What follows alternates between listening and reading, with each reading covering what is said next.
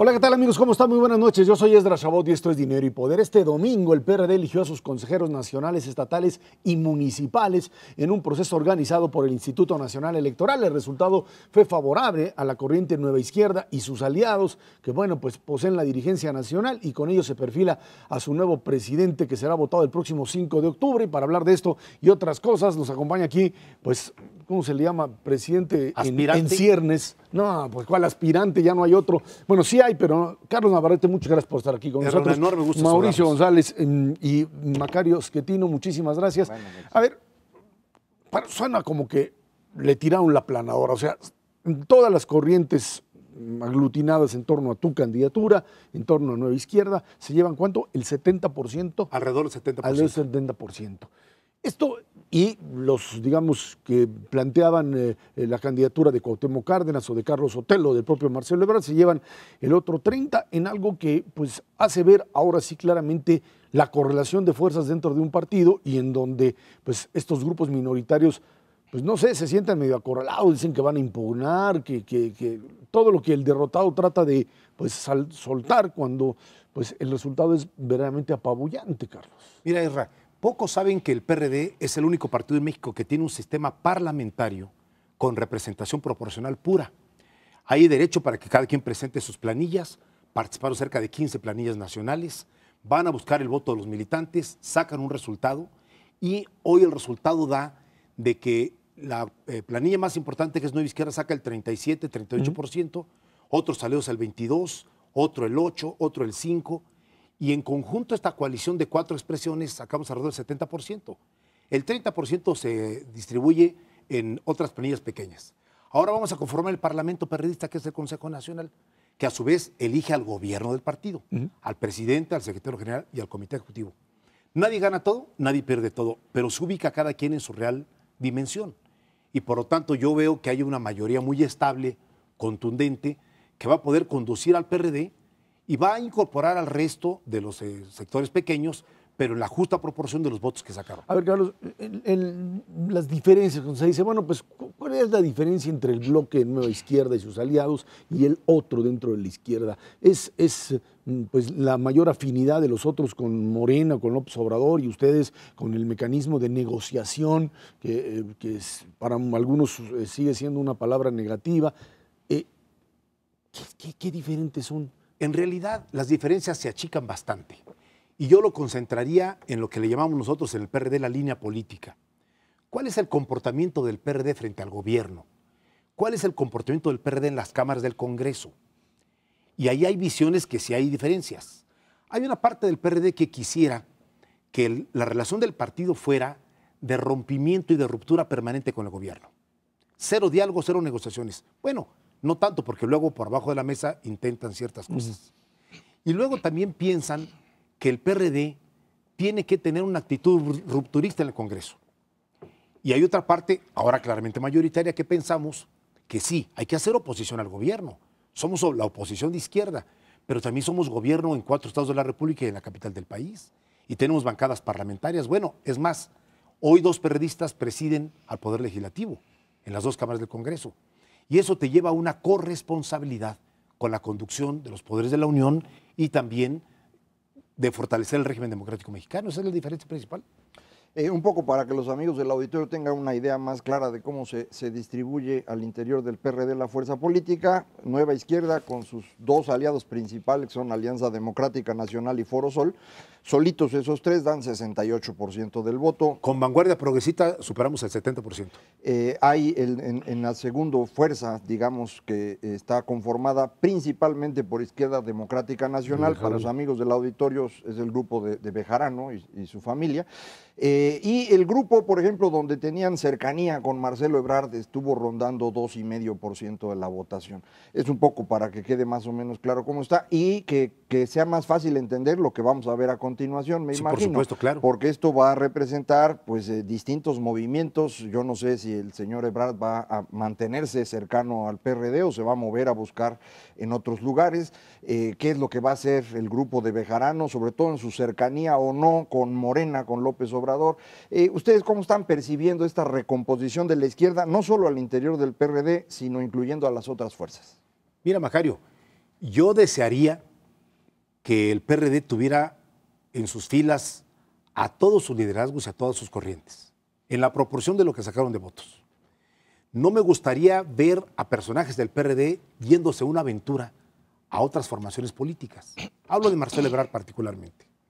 Y René Bejarano, si no se fue cuando Morena se formó, menos ahora. No lo veo fuera de las filas del PRD. No sé si sea bueno o malo, esa es otra cosa, pero se queda en las filas del PRD. Y yo creo que la conducción que viene ahora es una conducción muy clara en sus objetivos, en su comportamiento político, claramente mayoritario, con mandato para conducir al PRD y con una ventaja. Ya no tendremos esta dualidad de un presidente de un bloque y un secretario general del otro. Hoy, con este porcentaje, podremos elegir presidente, secretario general y la mayoría del comité ejecutivo. Carlos, acabas de mencionar este tema de corresponsabilidad. A mí me parece que ese es un cambio radical y un cambio positivo para el PRD, para atraer el voto de los jóvenes, el interés en el partido. Pero para ejercer la corresponsabilidad, que es, digamos, el contraste del no en automático a toda propuesta que hagan otros gobiernos o partidos políticos, eso requiere que el PRD haga propuestas, porque si no, ¿cómo puede ser corresponsable? Ahora que la economía mexicana ha estado tan golpeada, sobre todo en los bolsillos de la gente, ¿qué propuestas nuevas tendrá el PRD o tendría el PRD en este ánimo de ser constructivo y de que efectivamente se refleje en mayor bienestar económico ciudadano? Mira, tiene razón. No basta con hacer oposición, hay que hacerla en las cosas que hay que acotar al gobierno. No basta con negociar temas legislativos, hay que negociar en el Congreso, por supuesto. Es el espacio por excelencia de la negociación política. Pero también hay que hacer propuestas, si tienes toda la razón, empezando por los gobiernos nuestros. Porque así como eres oposición en el país, hay territorios donde gobiernas. Guerrero, Morelos, Tabasco, Oaxaca, Distrito Federal. Y ahí es donde nuestros gobiernos tienen que aplicarse a proponer medidas que nos hagan ver como un partido que gobierna bien. Te pongo un ejemplo. La propuesta que el jefe de gobierno ha hecho para revisar el salario mínimo, que es una vieja demanda de la izquierda, por cierto, y que la hemos tenido así como arrinconada. Ahora el jefe de gobierno la coloca y dice, a ver, no hay crecimiento económico sin buenos salarios, ¿eh? Hay que hacer un esfuerzo por mejorar el ingreso a la gente. O te pongo otro ejemplo, en materia petrolera, varias de las cosas que Cuauhtémoc Cárdenas propuso, logramos introducirla en la ley secundaria en materia energética. La autonomía de Pemex, la separación de las finanzas de Hacienda, hay varias cosas. Hay otras cosas más. Por ejemplo, a mí me gustaría ver mucho mayor infraestructura construida en el país. Por cierto, adelanto, yo comparto totalmente el proyecto de nuevo aeropuerto. Es indispensable. Es útil para la Ciudad de México, para el Valle de México, y ojalá no se tarden tanto. No les voy a pasar lo que la refinería de Tula, ¿no? Que todavía no levantan ni la barda perimetral. Nunca salió. Carlos, yo creo que un punto fundamental en esto es la redefinición del PRD. En Nueva Izquierda, por lo menos la figura de Jesús Ortega, ha sido una figura que ha estado hablando todo el tiempo de un modelo socialdemócrata. El PRD se creó como una fusión entre ex militantes de la izquierda, Partido Comunista, Marxista, etcétera, y la corriente de las corrientes disidentes del PRI, en esta, digamos, recreación del nacionalismo revolucionario. Ese modelo parece que en este momento está totalmente rebasado y que la izquierda sigue intentando voltear a él. ¿Tú crees que no es el momento? Yo sé que esto tiene costos importantes, incluso abandonar parte del aparato corporativo que ustedes mantienen en todas las corrientes como tal, y generar un modelo de centroizquierda que rebase esos límites y convierta al partido en una alternativa no solo para la gente de izquierda, sino también para centristas que ven en ese modelo socialdemócrata una posibilidad real de gobierno. Mire, no me quiero pelear con el término, porque el Partido de los Trabajadores en Brasil aplicó un modelo que algunos podrían decir que es socialdemócrata y a ellos no les gusta decirse así, porque hay un partido socialdemócrata brasileño, o la presidenta Bachelet en Chile, o el Frente Amplio en Uruguay. Pero en realidad es un modelo, más allá del esquema europeo, un modelo de una izquierda del siglo XXI, un modelo de una izquierda gobernante, un modelo de una izquierda que combina las acciones del mercado con las acciones del Estado, que conduce, que reequilibra el ingreso, que achica las diferencias, que reduce la pobreza, que da oportunidades para más gente. Ese es el modelo. Y yo creo que la coalición mayoritaria tiene esta concepción. No le quiero llamar socialdemócrata para no ponerle un apellido, pero en realidad tiene esta concepción. Nada más que aquí veo yo un problema en la aplicación. Decías hace un momento, los gobernadores del PRD pues tienen que ir mostrando en qué dirección nos estamos moviendo, y yo coincido contigo, pero no veo en Guerrero y Oaxaca nada que se parezca a lo que acabamos de comentar ahorita. Es decir, ahí estamos hablando de estados que están prácticamente en el siglo XVIII. ¿Cómo nos movemos ahí? ¿Qué va a hacer Gabino Cue en Oaxaca con los problemas que tiene con la gente? ¿Cómo realmente modernizar Guerrero? Ahí yo no estoy viendo muy claro. Colocas dos temas lacerantes y dolorosos para el país y para el PRD. Durante muchos años quisimos gobernar Guerrero y Oaxaca. Finalmente lo logramos en Guerrero por 2 ocasiones y en Oaxaca con una coalición amplia opositora. Y el reto no ha sido nada sencillo, ¿eh? No hemos podido transformar de manera sustancial, como sí lo hemos hecho en el Distrito Federal, durante estos gobiernos, pese a esfuerzos notables de los gobernadores. Hay realidades que te abruman, Macario. Hay desencuentros sociales que te abruman. Sí. No es lo mismo ser borracho que cantinero. Pues también sí. Pasas de las calles y de la protesta a los escritorios y dices, caray, falta presupuesto, falta un conjunto de cosas. Yo creo, sin embargo, que en Guerrero la población valora bien el esfuerzo del PRD. Las encuestas que yo conozco muestran que el PRD puede repetir en la gobernatura con una buena candidatura el año próximo. ¿No crees que se hizo un uso muy dañino, diría yo, de la figura de Cuauhtémoc Cárdenas? Yo entiendo que pues, el ingeniero tiene una imagen fundamental para el PRD, es su fundador, pero todo este juego que se dio en torno a pues, lanzarlo como una especie de candidato de unidad para intentar básicamente desplazarte, pues yo creo que me parece un error político por parte de Cuauhtémoc Cárdenas y un exceso por parte de quienes lo impulsaron. Mira, Ezra, tienes toda la razón, siempre lo dije. Era una irresponsabilidad de algunos grupos pequeños que en su afán de crecer pretendían colocar al ingeniero en la contienda interna. Yo siempre les dije, es un error, no metan al ingeniero a la disputa interna, él está en otro nivel. Afortunadamente el ingeniero, con el olfato que tiene, calculó bien y dijo, yo no estoy en ninguna contienda, yo no voy a participar, con permiso. Y se hizo a un lado. Y los resultados ahí están. Imagínate que él hubiera aceptado ser candidato de esta coalición del 30%, lo que hubiera ocurrido, pero no ocurrió afortunadamente.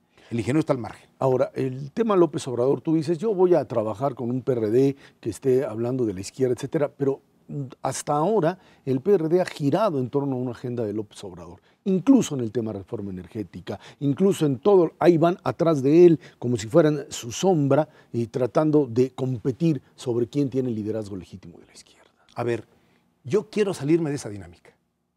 Yo no quiero gastar pólvora en infiernitos en el flanco izquierdo, porque pierdo de vista quién es mi contrincante principal. El contrincante principal del PRD en el 2015 es el PRI y su gobierno, porque es el que va a tratar de ganar la mayoría absoluta de la Cámara de Diputados en el 15 y nosotros no queremos que ocurra. Entonces, por lo tanto, no me equivoco de contrincante. Ni el PRD ni yo somos enemigos de Morena, ¿eh? Yo no sé si ellos nos consideran a nosotros enemigos. A veces los veo muy rabiosos contra nosotros, pero ese es su problema. Yo voy a concentrarme en hablarle a la gente y en colocar al PRI como nuestro contrincante fundamentalmente. Ahora, oye, Carlos, perdón, ahí yo creo que quizá tú no lo ves como contrincante, pero sí es un competidor. O sea, los votos que pueda ganar Morena y Andrés Manuel, pues me imagino que serán muchos de los votos que podrían haber obtenido ustedes. Entonces sí hay una competencia real. ¿Cómo se da la pelea en eso? Puede haberla. Y también con el PRI, con el PAN y con el PT y con todo el mundo. Esa es la democracia, porque los partidos no somos dueños de los votos de la gente. Y la gente puede optar por uno o por otro partido. Pero una cosa es que haya una competencia de naturaleza y otra cosa que te la pases en el pleito con Morena, diciendo de dimes y diretes con Andrés Manuel. Él nos pica la cresta cada rato porque quiere confrontarse. Yo no le voy a hacer el juego, ¿eh? Yo me voy a confrontar con el PRI. Y si Andrés sigue fastidiando al PRD, pues un día tendré que decirle a Andrés, no le ayudes al PRI, concéntrate con otro contrincante, no con nosotros, ¿no? Así como esta elección del domingo puso muy claramente de qué tamaño son las fuerzas al interior del PRD, la elección del 2015 va a decir claramente de qué tamaño son las fuerzas al interior de la izquierda. Lo cual será muy bueno. Así es. Será muy bueno. Entonces yo, el reto que tengo, Macario, es poner de pie al PRD, convocar a sus militantes, agrupar a sus liderazgos, postular buenos candidatos, sin cuoteo de corrientes y de esas cosas que hemos tenido muy feas, sino abrir la puerta del PRD para buenos candidatos, perredistas y externos al PRD, y hacer una buena campaña y lograr la confianza de la gente. Candidato a la presidencia para 2018, Mancera, Navarrete. No hay que calentar los granizos, mi querido amigo. Todo a su tiempo. Primero el 15, luego el 16, que es medio país en elecciones, y antes de que yo deje la presidencia en el 17 estaremos muy enfilados rumbo al 18, pero primero lo primero. Primero lo primero. Carlos Navarrete, presidente, pues diría yo, próximo del Partido de la Revolución Espero que sí. Democrática. Espero que me sigan invitando ya como presidente del PRD aquí. Luego no vienen ya después que son presidentes, se creen mucho, pero bueno, No, gracias, no, Carlos conmigo Navarrete. sí, no hay duda. Vámonos a una pausa, esto es Dinero y Poder. De acuerdo con el Índice Global de Competitividad 2014-2015 que elabora el Foro Económico Mundial, México cayó 6 lugares al situarse en el sitio 61 entre un total de 145 países. Los rubros en los que peor se encuentra nuestro país son seguridad, calidad del sistema de educación, eficiencia del mercado laboral y confianza de los ciudadanos en los políticos, así como la implantación de tecnologías de la información y comunicación. Nos acompaña aquí en el estudio de Dinero y Poder Catalina Delgado, consultora del Instituto Mexicano para la Competitividad, IMCO. Buenas noches, Catalina, muchas gracias por estar aquí con nosotros. Esta caída en el rubro de competitividad es producto de, por supuesto, una serie de factores distintos, no es solamente un problema de un sector, pero habla, digamos, de las grandes debilidades que tiene la economía mexicana. Exactamente. Me gustaría como echar un paso hacia atrás y recordar qué es lo que mide este índice. La competitividad, según el Foro Económico Mundial, es el conjunto de instituciones, de políticas públicas que ayudan a un país a ser más productivo. Y a partir de esa definición podemos ya empezar a entender dónde es que está fallando México, ¿no? Si pensamos en el marco institucional de México, ese marco legal, marco regulatorio, bajo el cual interactúan el gobierno, las empresas y los individuos para crear riqueza y crear valor, vemos que ahí México es donde tiene las principales debilidades. Como tú mencionabas, el tema del crimen organizado, los costos de la violencia y el crimen son dos de las variables, de las 117 variables que hay en este índice, en las que México va muy mal. Solamente en crimen organizado México está en el lugar 140 de 144 países, por encima de Venezuela, Honduras, El Salvador y Guatemala. Entonces, ahí hay un área de oportunidad muy grande, a pesar de que pues, nos han venido contando la historia de que estos indicadores han mejorado respecto a lo que traíamos antes, pero siguen representando un costo muy importante para el sector empresarial mexicano. ¿De dónde aparecen estos datos? O sea, ¿cómo se recopilan? El Foro Económico Mundial utiliza dos tipos de datos. En primera instancia utiliza datos duros que vienen de fuentes tradicionales como el Banco Mundial, el Fondo Monetario Internacional y las Naciones Unidas. Y además de eso, el Foro Económico Mundial aplica una encuesta localmente en cada uno de estos 144 países a más de 13.000 ejecutivos, gente que esté involucrada con el sector productivo en cada uno de los países. Y en ese respecto, pues la Secretaría de Economía y el Instituto Mexicano para la Competitividad que represento son los socios locales del foro en la aplicación de esas encuestas. Un poco para que los amigos del auditorio lo tengan más claro, la medición esta utiliza 12 grandes dimensiones de la competitividad y en esas 12 México está muy mal tradicionalmente en 4, mercado de bienes, mercado laboral, sistema financiero e instituciones. Dentro de instituciones está esta parte que usted comentaba ahorita, crimen organizado, etcétera. Sin embargo, buena parte de estas mediciones de instituciones sí vienen de la encuesta. No vienen de datos duros. Es decir, la interpretación de que México está muy mal en crimen organizado es una interpretación de los empresarios mexicanos, no es un dato duro. Y lo mismo ocurre en buena medida con el tema educativo. Nosotros nos autocalificamos muy mal en esto, mucho peor que toda América Latina y mucho peor que casi toda África, cuando en realidad ni está tan mal el sistema educativo ni el problema de crimen organizado en México es comparable al que hay en Honduras. Entonces, creo que sí conviene poner esto en claro porque luego vaya a pensar nuestro auditorio que este es el peor país del mundo y pues no lo tanto, es, ¿no? Pero ahí sí me permito diferir un poco en el tema del crimen organizado, a pesar de ser una encuesta de opinión, es una encuesta de opinión que coincide con otras encuestas de opinión y con otros indicadores objetivos. Cuando vemos la encuesta sobre expectativas que hace el Banco de México mensualmente a distintos analistas del sector privado, la última encuesta a agosto salió hace un par de semanas y reporta que por 8º mes consecutivo el principal obstáculo en México para hacer negocios o para el principal obstáculo para el crecimiento en términos generales de México es la inseguridad, la situación de inseguridad. Entonces son dos fuentes distintas, sí, son fuentes basadas en la percepción de los encuestados, pero que coinciden en ese punto. Yo creo que definitivamente el crimen organizado le resta competitividad al país si tenemos en cuenta que un inversionista a la hora de tomar la decisión dónde se ubica, pues esto le va a representar un costo adicional, ¿no? Y por otro lado, el tema educativo, sí, también la mayoría de las variables son obtenidas a partir de la encuesta, es decir, son variables de percepción, pero pues también están reflejando un problema que no podemos negar de ninguna manera. Hay indicadores duros que respaldan esto. Cuando vemos los resultados de las pruebas PISA que realiza la OECD en todos los países miembros y otros países que han estado participando, vemos que México no rankea bien. En matemáticas nada más, 55% de los estudiantes de 15 años que tomaron la prueba no tienen el nivel de competencias básicos en esta área. 47% no tienen el nivel básico de competencias en ciencias.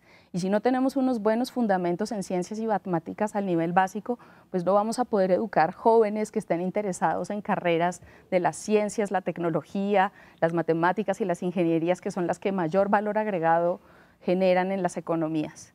Sí, aunque el problema no es que estamos mal o bien, sino que no somos los peores del mundo como nos calificamos. Y eso es lo que sí me quedaría, digo, es muy importante. México está mal en educación y sin embargo es el mejor sistema educativo de América Latina, con la excepción de Chile.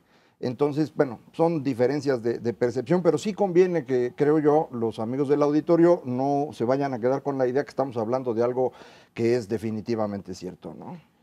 Oye, Catalina, en este ejercicio que se hace cada año, ya desde hace varios años, pues si yo no mal recuerdo, se miden más de 100 indicadores.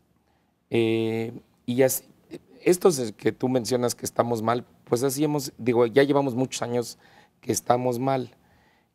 Pero yo quisiera saber si en esta nueva medición hay algunos en donde hayamos mejorado y si de alguna manera tú tendrías una interpretación de por qué podrían haber mejorado, si es por la presión social que generan estas mediciones en donde el gobierno reacciona, o por inercia, o por casualidad, o por qué.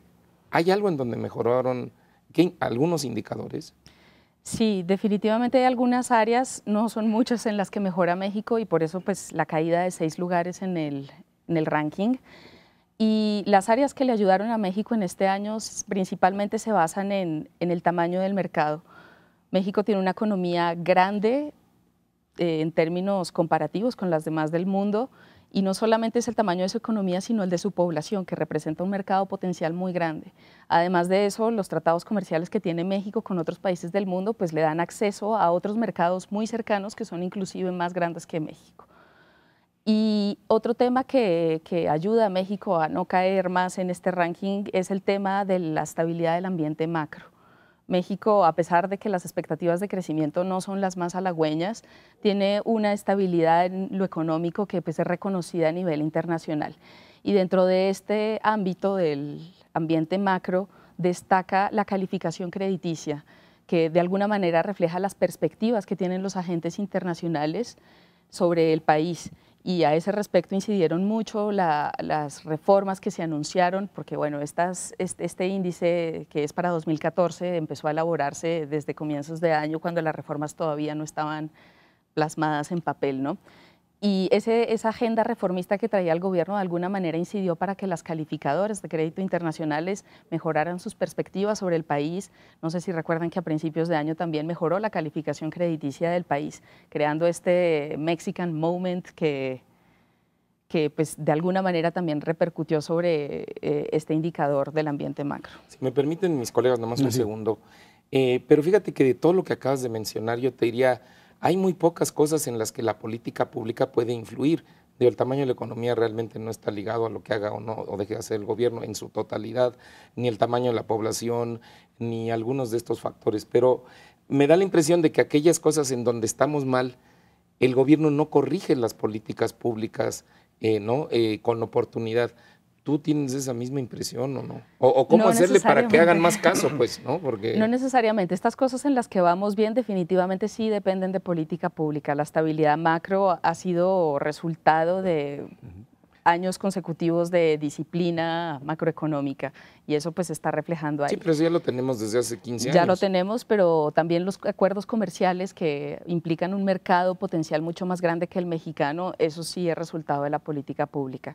Y por otro lado, las reformas que este gobierno ha impulsado sí están de alguna manera apuntando a corregir esas fallas. Muchas de estas reformas aún no se reflejan en este índice. Posiblemente para próximas ediciones del índice ya empecemos a ver el impacto de las reformas que se promulgaron en esta administración o a lo largo de estos 2 años en el índice. Pero creo que es un proceso que va a tardar un poco más de tiempo. Ahora, el tema, todo ese tema de competitividad en México, habría que también pues entrarle al análisis regional, porque no es lo mismo lo que sucede en el norte del país que el centro y el sur. ¿Ese análisis se tiene? Ese análisis no lo hace el WEF solamente compara economías a nivel internacional, pero el IMCO sí genera ciertos indicadores de competitividad a nivel urbana que lanzamos casualmente hace un par de días y a nivel estatal que se estará lanzando en noviembre de este año. Y ahí sí tienes diferencias importantísimas donde hay competitividad y donde no la hay en el país. Exactamente. Definitivamente sí, también utilizamos este mismo sistema de indicadores y demás, vemos que hay dimensiones en las que hay regiones en las que les va muy bien. Nosotros sabemos que el fenómeno de la inseguridad y del crimen organizado tiende a ser más bien localizado en ciertas áreas en vez de ser un fenómeno nacional. De entre las cosas que tenemos mal, además del asunto del crimen organizado y lo que hablábamos de educación, yo recuerdo que había otros temas que son interesantes, el mercado laboral, la rigidez laboral, la dificultad para contratar y para pues despedir personas. Estábamos también muy mal en el tema de concentración de mercado, dominancia como le llaman en el foro. Ahí mejoramos, empeoramos, las reformas están ayudando o van a ayudar, ¿cómo la perciben ustedes? En el mercado laboral, efectivamente, ese es uno de los 12 pilares que tú mencionabas inicialmente en el que México no está muy bien, está en el lugar 120 de 144. Y la variable que más le pega a México en el mercado laboral es la diferencia entre hombres y mujeres en términos de su participación. Cuando nosotros vemos la participación femenina en el mercado laboral mexicano es muy baja, es apenas de 48%. Eso quiere decir que menos de la mitad de las mujeres que están en edad de trabajar deciden ir al mercado laboral a ofrecer su mano de obra, mientras que son 8 de cada 10 hombres los que toman esa decisión. Y no solo es baja, sino que es baja para los países de la OECD. México tiene la tasa de participación femenina más baja solo después de Turquía, que es un país musulmán, y no solamente comparado con los de la OECD, sino con América Latina. Es más baja que la de Brasil, que la de Chile, que la de Colombia. ¿Y en competencia en los mercados?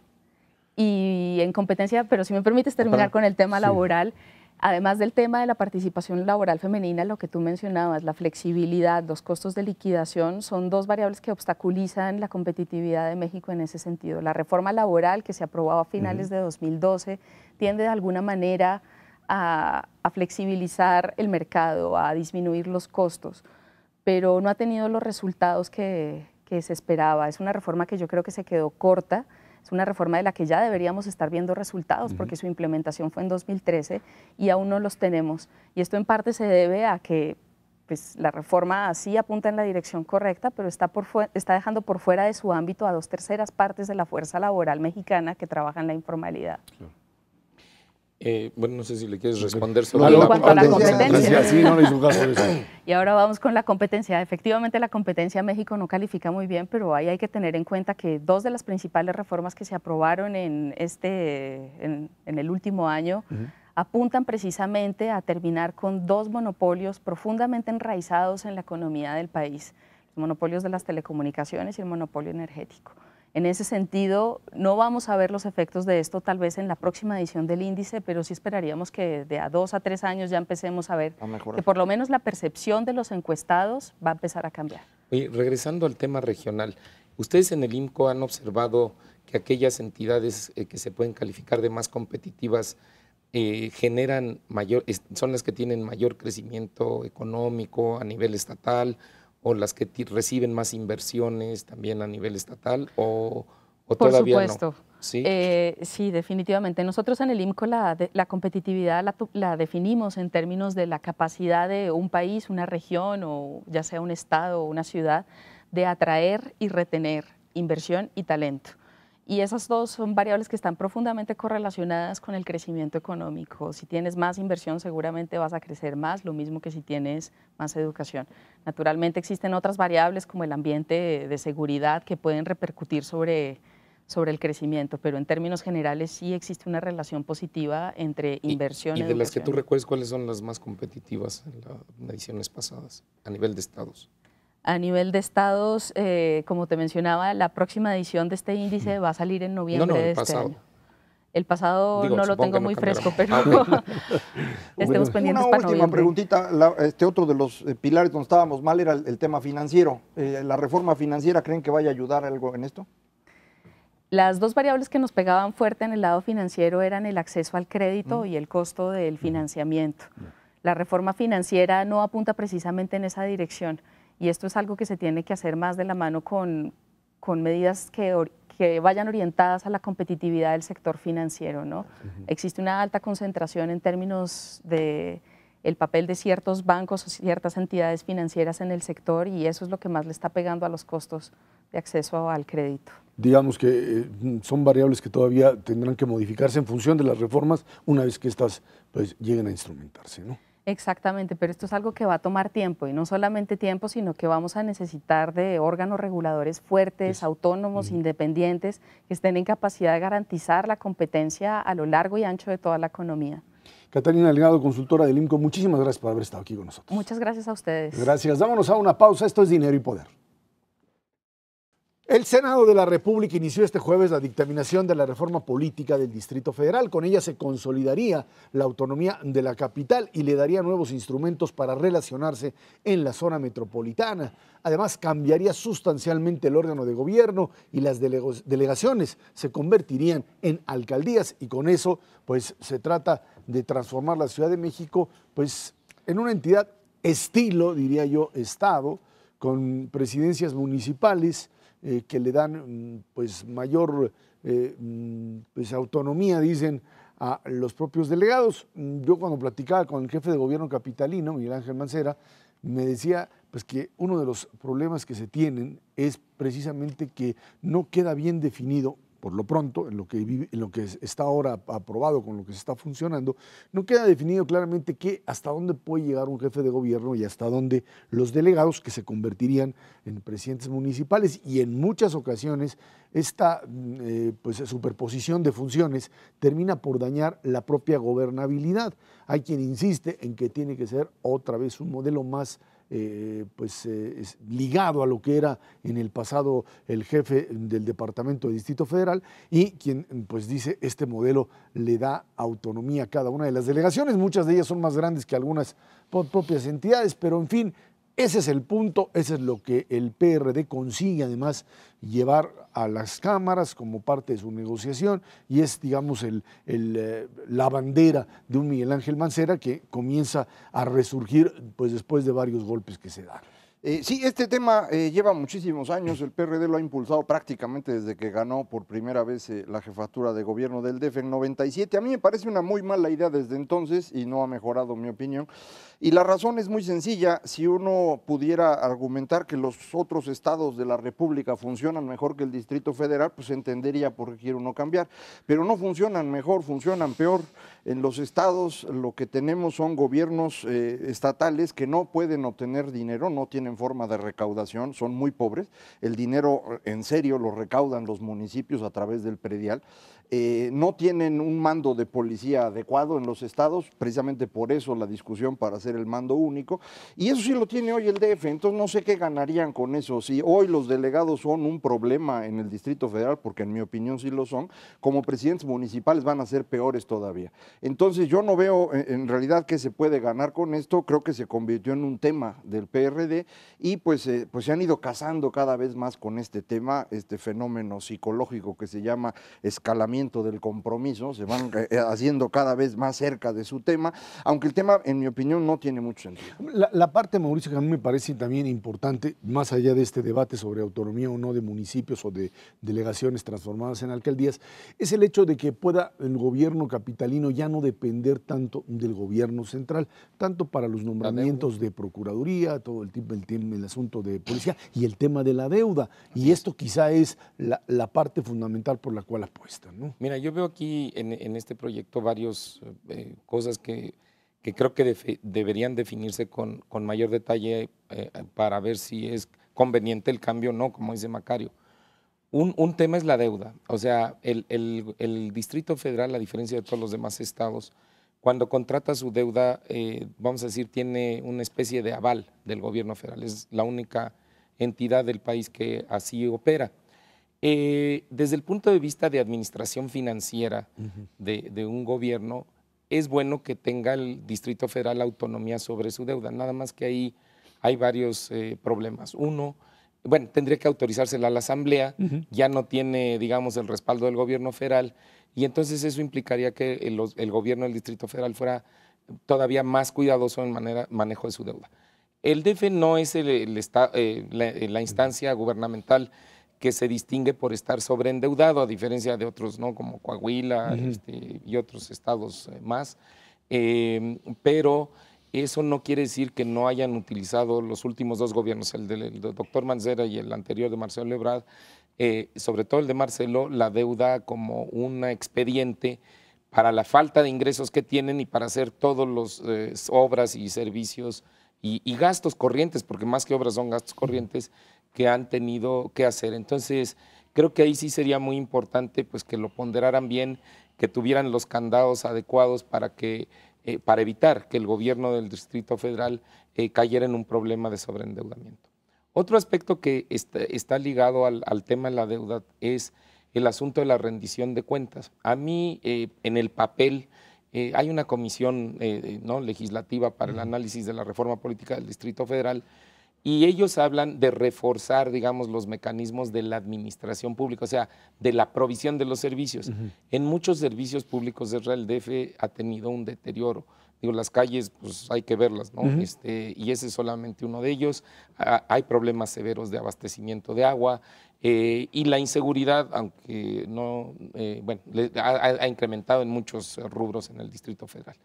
Entonces, pero otra vez, yo creo que mejorar la administración de esos servicios, que esa es la tarea básica de este gobierno, sería bueno, pero lo que no veo es si en la propuesta de reforma hay rendición de cuentas suficiente para que efectivamente se les pudiera, ¿no? llevar a la báscula cuando no se están haciendo las cosas. Independientemente de todo ese análisis, lo cierto es que Miguel Ángel Mancera consigue, a través de este tema, reforma política del DF, que pues será discutida y me imagino aprobada, si no, no le habían subido tan rápido. Está la propia propuesta de salarios mínimos que hace Mancera, el tema aeropuerto, que él está conectado con esto. Estamos viendo a un Miguel Ángel Mancera que además pues termina también por romper con Marcelo Ebrard, si no lo había hecho anteriormente, en una estrategia de posicionamiento político que me parece pues que es importante para un jefe de gobierno que había venido cayendo en términos de, digamos, su imagen frente a la ciudadanía. Hasta este momento sigue cayendo, es decir, las últimas encuestas que hay todavía lo tienen en una situación mala, lo mismo que al presidente de la República, y es pues un fenómeno del contexto.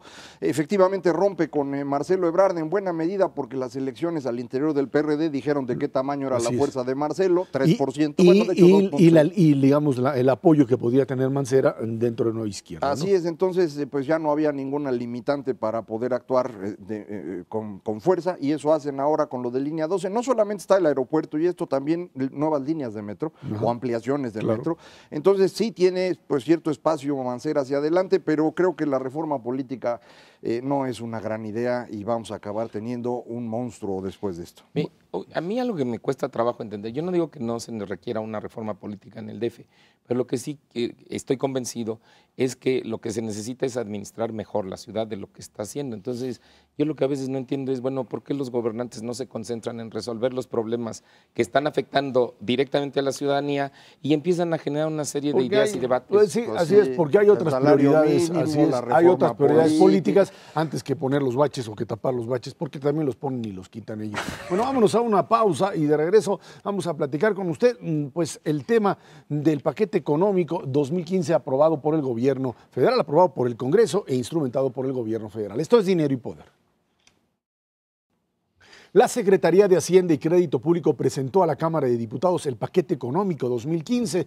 Se estima un crecimiento del Producto Interno Bruto de 3.7% y un déficit del 1%. Bueno, esto es lo que dice el gobierno respecto al PIB. Sin embargo, para poder cumplir con las metas, el gobierno federal tendrá que endeudarse y al tomar en cuenta los requerimientos financieros del sector público, el saldo negativo representa, dicen, el 4% del PIB. Bueno, ahí está sin duda el paquete económico. Precios del petróleo o del barril de petróleo en $82, un tipo de cambio de 13 pesos por dólar, eso es lo que está planteando el gobierno. El tema petróleo pues se vuelve también cada vez más difícil, por un lado, porque suponen pues aumentar la plataforma de producción a 2.400.000, si no me equivoco. Este año pues se quedaron cortos, se les fue a 2.300. Precio del petróleo estará este año por arriba de los $90. El año entrante, quién sabe, con estos niveles de sobreproducción que tienen en Estados Unidos. Y bueno, pues lo cierto es que es un paquete que ya lleva al 4% del PIB lo que sería el déficit. Y alguien dice, bueno, cuidado, se nos puede ir para arriba. Mauricio. Así es. Yo creo que yo diría que en este paquete económico del 2015 no hay grandes sorpresas. Yo creo que más bien, y las que hay me parece que son favorables. Yo creo que el gobierno decidió hacer una estimación más realista del crecimiento económico para el año entrante, 3.7%. Está inclusive un poco por debajo de la estimación que tienen muchos analistas económicos nacionales y extranjeros. Creo que ya les cayó el 20 de que les salía muy costoso salir con estimaciones optimistas y luego ir corrigiendo en el transcurso del año. Eso me parece bueno, porque es realista. Y ya acomodan todo lo demás. Segundo, la estrategia del paquete económico, la principal, que es la política fiscal, pues es un poco repetir la dosis de este año, pero sin mayores impuestos. Este año lo que hicieron, ya lo hemos dicho muchas veces aquí, es aumentaron los impuestos para generar mayores ingresos para las arcas públicas, pero al mismo tiempo incrementaron el gasto todavía más. De tal manera que le empezaron a inyectar dinero a la economía por la vía del gasto público. No lo hicieron desde el primer mes, eso fue lo malo, lo hicieron como por ahí de junio, y entonces, bueno, eso ya está empujando la actividad económica un poco hacia arriba. Y bueno, si te sigues sobre la misma línea, pues le vas a dar un impulso extra. Entonces, el 3.7% de crecimiento del PIB parece creíble. Cierto que el déficit es elevado, el 4% del PIB, pero no es más elevado que el de 2013, entonces no hay sorpresa. Cierto que la deuda pública respecto al PIB va a crecer, pero también ya se sabía. Y México todavía está en niveles de deuda como país o como sector público tolerables. Entonces, a mí me parece que es un paquete razonable, con riesgos relativamente acotados, y creo que la economía mexicana el año entrante sí puede tener un mejor desempeño en materia de crecimiento de empleo, inclusive hasta de disminución de la inflación, porque ya no habrá gasolinazos, que lo que fue este año. Yo en general estaría de acuerdo con Mauricio, efectivamente es prácticamente lo mismo que se hizo durante este año. La única preocupación es que nos habían comentado que iban a tener un déficit cada vez menor y eso no se nota. Es decir, sí es menor el que se está estimando para 2015, que es 4.1 y en este año fue 4.2. Entonces, bueno, sí, pues sí es menor. Es menos, pero la verdad no es muy menor que digamos. Yo creo que sí deberían hacer un mayor esfuerzo porque la preocupación no es ahorita, y en eso tiene toda la razón Mauricio, son riesgos acotados. La preocupación es que se vayan acostumbrando al déficit y se sigan con esto los siguientes años. Yo entiendo que es año electoral, no le vas a bajar tan fácil al déficit. El déficit en realidad de lo que el gobierno puede decidir es 1% del PIB, 2,5% son de endeudamientos en los que va a tener que incurrir Pemex sobre todo y un poco Comisión Federal, y 0.6% del PIB en surtido de cosas que traemos pagando desde antes. Entonces, pues sí es muy poquito el margen que tiene tiene para moverse, pero sí sería importante que ya vayamos notando un esfuerzo mayor por reducir los gastos y no entrar en problemas. No hay problemas, pero podría haber. Yo creo que el gran temor que tiene el gobierno es básicamente el problema del crecimiento. O sea, después del año anterior, este año, con todavía cifras que pues ojalá lleguen al 2.7, que todos esperan, esta idea de que, esta realidad de que el país no crece a tasas pues apenitas, digamos, del promedio de los últimos años, en un año electoral y frente además con todas las reformas estructurales aprobadas. Es cierto que estas van a tardar, pero en términos inmediatos hay una necesidad política de demostrar que se está creciendo, que hay oportunidades. Toda esta, propaganda gubernamental en televisión y en radio con respecto al mover a México, el tema propio de las exportaciones en la industria automotriz, que es el grande, datos que empiezan a aparecer de inversión fija bruta, de maquinaria, etcétera, datos de actividad industrial. Toda esta idea de que el país empiece a crecer, pues hace que este dinero esté pues tratando de ser, sacado a la mayor velocidad posible. Sí. Hoy leía que pues parte de la queja ahora del gobierno federal es que ya le pasó el dinero a los estados, pero estos no se lo han entregado a los municipios. Bueno, pero tampoco las secretarias de Estado a nivel federal tampoco les han entregado el dinero, tampoco se lo gastaron. Pero ya están corrigiendo eso, son cuestiones operativas. No es que no se hayan dado cuenta, es que les cuesta trabajo corregir los procesos para agilizar el gasto, pero ya lo están haciendo. Mira, todos los indicadores económicos, que ahora sí todos ya muestran a partir del mes de junio una señal de mejoría evidente. En unos casos más, las exportaciones no petroleras o las exportaciones automotrices, y en otros casos, algo que se publicó esta semana, ayer o antier, la inversión productiva, la inversión fija bruta, que ya tuvo ya un crecimiento, creo que anduvo por alrededor del 2%. Ese todavía estaba en números rojos hasta en los meses previos. Entonces, de eso ya no hay duda. ¿Qué es lo que sucede? Que todavía hay mucho escepticismo en la ciudadanía porque no perciben la mejoría en su bolsillo. Es un proceso que apenas está. Te lo ilustro de esta manera. Si tú ves, por ejemplo, el crecimiento de ventas que tuvieron las empresas que cotizan en la Bolsa Mexicana de Valores en el segundo trimestre del año, fue alrededor de 9-10%. En el primer trimestre creo que no llegaron ni al 2%, sino es que muchas tuvieron caídas. Entonces todo el mundo dice, bueno, sí, pero yo ni estoy empleado en una empresa de esas ni me pagan ellas, ¿no? Es cierto, pero es una señal que te dice que de estas empresas permeará a sus proveedores y de sus proveedores a sus proveedores, y al cabo de algunos meses va a terminar en el bolsillo de los ciudadanos, ¿no? Toda esa actividad económica en parte. Entonces, hacia allá vamos, pero hay escepticismo. Lo que sí es muy claro es que el último trimestre de este año, el primero del año entrante, la probabilidad de que crezca el PIB alrededor de un 3,5% es enormemente alta. Yo veo nada más, y lo comento rápido, un factor adicional de riesgo que tiene que ver con el petróleo. Se nos cayó la plataforma como país, como tú lo dijiste, pero a mí ya no me preocupa tanto eso, sino lo que me empieza a preocupar un poco son los precios. Yo hice una revisión de los precios internacionales del petróleo crudo desde 1883 y estamos, corregido por inflación, en el pico desde hace 2 años, pero con una ligera tendencia en declive. Cualquiera de los países productores importantes que le abra un poquito más la llave, puede ser que el precio, en lugar de seguir ahí, se baje, y además a nosotros ya se nos bajó la plataforma y entonces ahí sí empezaríamos a tener algunos problemitas que no hemos tenido en el pasado reciente. Sí. Aunque tenemos una ventaja en términos de petróleo y es que prácticamente ya no exportamos nada. Es decir, a la hora de descontar lo que importamos de gasolina, las exportaciones netas están en 200,000 barriles diarios, ya es muy poquito. La mayor parte de la recaudación que hace Hacienda tiene que ver con lo que nos cobra a nosotros cuando compramos gasolina.